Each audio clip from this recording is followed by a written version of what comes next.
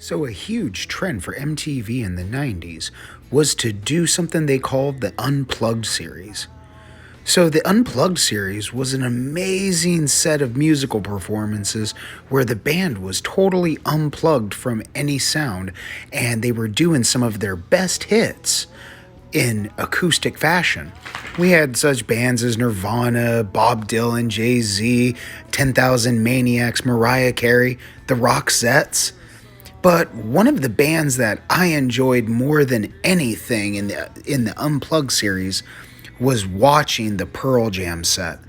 This Pearl Jam set with Eddie Vedder was just amazing. Watching him go off and the rest of the guys in the band was just prolific.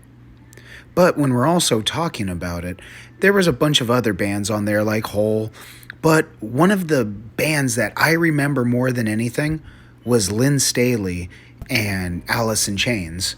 And this was just a magnificent take on the Unplugged. If you haven't watched the Alice in Chains set or heard it, you are missing out. Their version of Rooster is something to be heard.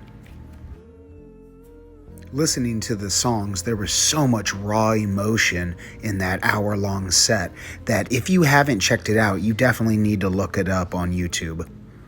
So when we're also going to be talking about the Unplugged series, we're going to talk about one of the biggest selling performances on there, and that goes out to my man, Eric Clapton. Eric Clapton did a magnificent Unplugged CD, which had one of my favorite songs on it, Tears to Heaven. And this sold over 10 million copies worldwide.